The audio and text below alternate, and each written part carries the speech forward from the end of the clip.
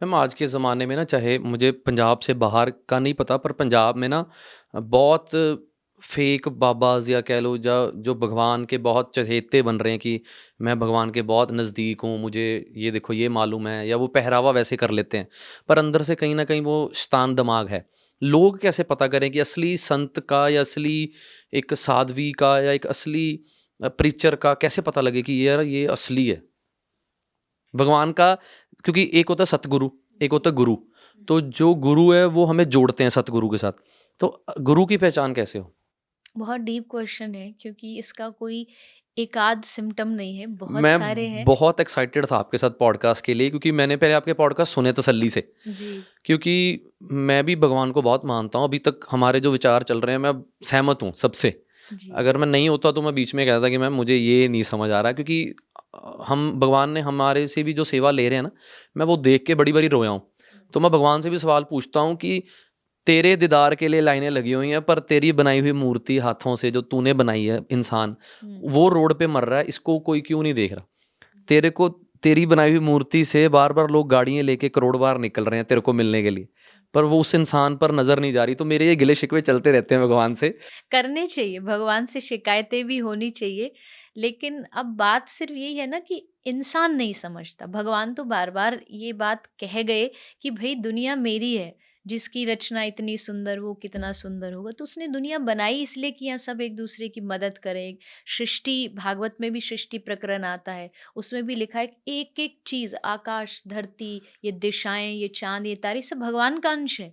कुछ भी अलग नहीं है। ये कोई जाति पाति के नाम पे भी अगर कोई फर्क कर, वो भी भगवान का ही है। इसको समझने में लोग को थोड़ा समय लग जाता है, पर जो समझ जाता है फिर वो सब में भगवान को देखेगा, फिर वो सब में भगवान की मदद की भावना रख करके उनकी सेवा करेगा। मैम आपका मकसद क्या है ज़िंदगी का? क्या करना चाहते हो आप? बड़ी यंग एज में आप युवा के साथ कनेक्ट कर रहे हो। और सबसे अच्छी बात है आपकी ना कि मैं जब अभी आपसे पॉडकास्ट करना था ना, तो मैं भैया से पूछ रहा था कि मैं क्या कहकर बुलाऊँ, मैम कह लूँ, देवी जी कह लूँ?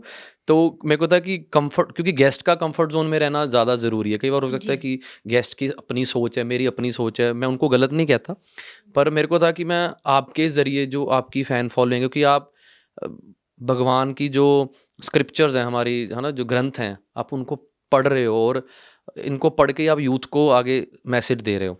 तो कि मेरा उद्देश्य बहुत सिंपल सा है।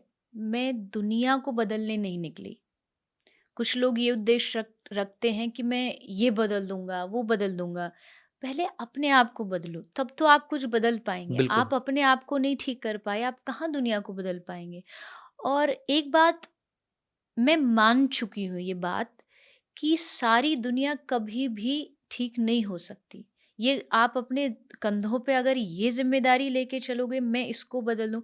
कृष्ण थे तब भी दुर्योधन तो था। जी। कृष्ण ने समझाया, पर दुर्योधन कहाँ समझ पाए। जब वो कृष्ण समझा रहा है, वो नहीं समझ पा रहे। हम जैसे लोग अगर कोई कुछ कहते हैं और लोग नहीं समझते, तो ये बहुत नॉर्मल है। इसमें हमें दुखी नहीं होना चाहिए कि भाई दुनिया मानती नहीं है।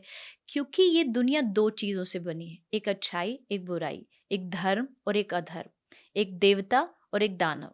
और ये दो कॉम्बिनेशन जब तक दुनिया रहेगी तब तक रहेगा। ना अच्छाई बुराई को खत्म कर सकती है और ना बुराई अच्छाई को।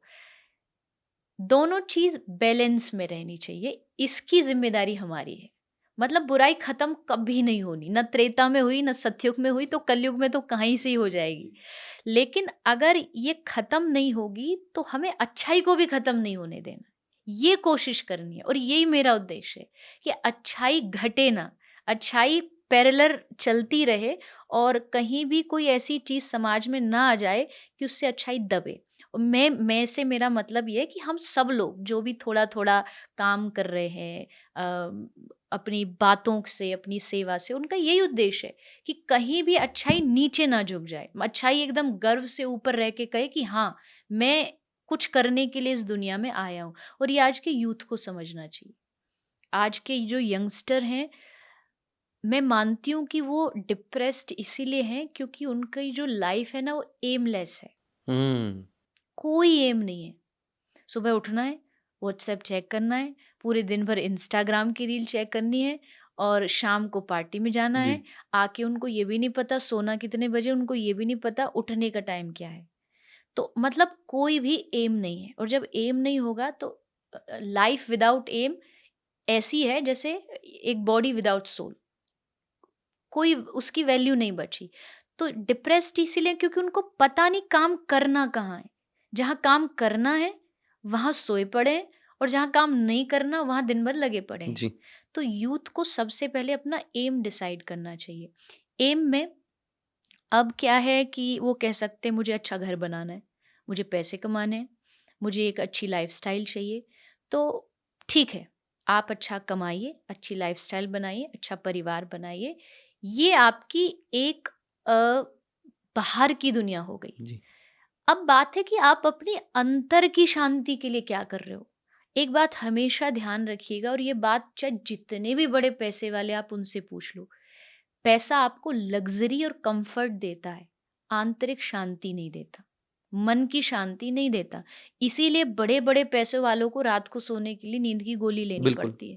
क्योंकि आंतरिक शांति तभी मिलती है, चैन की साँस तभी आती है जब आपको पता है कि आप कुछ किसी के लिए कर रहे हो। जी, साउथ के एक संत हुए तिरुवल्लुवर, उनका एक लाइन है कि तुम्हारे दिल की चुभन ज़रूर कम होगी, बस तुम एक बार किसी के पाँव से काँटा निकाल के देखो।